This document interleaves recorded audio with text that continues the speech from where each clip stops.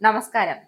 തീവ്രവാദത്തെ എന്നും വേരോടെ പിഴുതെടുക്കുന്ന സമീപനമാണ് ഇന്ത്യയുടേത്. ഇന്ത്യയിൽ ഒരു തരത്തിലുള്ള തീവ്രവാദത്തെയും വളരാൻ അനുവദിക്കില്ല എന്നത് നരേന്ദ്രമോദി എന്ന നട്ടലുള്ള നേതാവിന്റെ ഉറച്ച തീരുമാനമാണ്.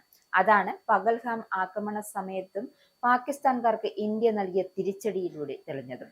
ഇന്ത്യയിൽ തീവ്രവാദവുമായി എത്തിയവരെ ഓപ്പറേഷൻ സിന്ദൂർ കൊണ്ട് കണക്കു തീർത്തു.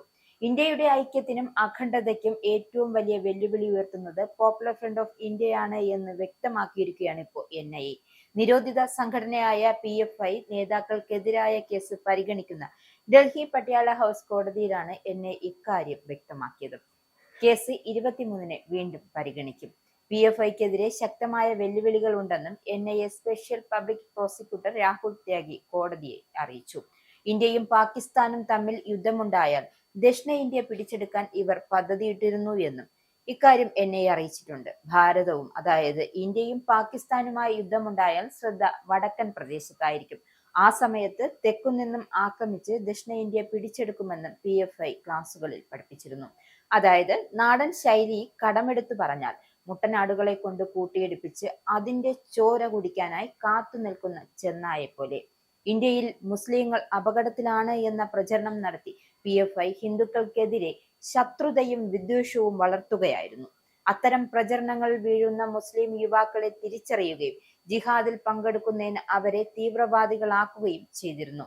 ISൽ ചേരാൻ ഇന്ത്യയിൽ ഖിലാഫത്തും ശരിയത്ത് നിയമവും സ്ഥാപിക്കുവാനും PFI അംഗങ്ങളെ പ്രേരിപ്പിച്ചു. ഹിന്ദുക്കൾക്കും മുസ്ലിങ്ങൾക്കും ഇടയിൽ ഭിന്നത രൂക്ഷമാക്കാൻ അല്ലെങ്കിൽ ഭിന്നത സൃഷ്ടിക്കാൻ ശ്രമിച്ചു. മുഗളന്മാരുടെ കീഴിൽ ഇന്ത്യ ഇസ്ലാമികമാണെന്ന് പ്രചരണം. എന്നാൽ മുഗളന്മാരുടെ പതനത്തിനു ശേഷം മുസ്ലിങ്ങളുടെ നില വഷളായെന്ന് പ്രചരിപ്പിച്ചെന്ന് NIA അഭിഭാഷകർ ചൂണ്ടിക്കാട്ടി. അയൽ രാജ്യങ്ങളിൽ നിന്നും ആയുധങ്ങൾ വാങ്ങി കേഡർമാർക്ക് പരിശീലനം നൽകാൻ ശ്രമിച്ചു. ISൽ നിന്നും തന്ത്രങ്ങൾ പഠിക്കാൻ സിറിയയിലേക്ക് കേഡർമാരെ അയച്ചു. RSS, BJP, VHP നേതാക്കളുടെ പട്ടിക സൂക്ഷിക്കുകയും അവരെ നിരീക്ഷിക്കാൻ പ്രത്യേക ഹിറ്റ് സ്ക്വാഡുകൾ രൂപീകരിക്കുകയും ചെയ്തു. രാജ്യത്ത് ഉടനീളമുള്ള 1300-ലധികം PFകാർക്കെതിരെ അന്വേഷണ ഏജൻസികൾ വിവിധ ക്രിമിനൽ കേസുകൾ രജിസ്റ്റർ ചെയ്തിട്ടുണ്ട്. കേന്ദ്ര ആഭ്യന്തര മന്ത്രാലയത്തിന്റെ ഔദ്യോഗിക റിപ്പോർട്ട് അനുസരിച്ച് നിരവധി രേഖകളും വസ്തുക്കളും PFൽ നിന്നും പല തവണകളായി രാജ്യത്തിന്റെ വിവിധ ഭാഗങ്ങളിൽ നിന്നായി പിടിച്ചെടുത്തിട്ടുണ്ട്. ഇന്ത്യയെ ഇസ്ലാമിക രാഷ്ട്രമാക്കി മാറ്റുന്നതിനെ കുറിച്ചുള്ള രേഖകൾ, മറൈൻ റേഡിയോ സെറ്റുകൾ, IS അനുകൂല വീഡിയോകൾക്കുള്ള പെൻഡ്രൈവുകൾ, ബോംബുകൾ, ബോംബ് നിർമ്മാണത്തിനുള്ള സാമഗ്രികൾ, മറ്റു ആയുധങ്ങൾ എന്നിവയെല്ലാം കണ്ടെടുത്തപ്പെട്ടവയിലുണ്ടായിരുന്നു. 2022 സെപ്റ്റംബറിലാണ് കേന്ദ്ര സർക്കാർ PFIയെ നിരോധിച്ചത്.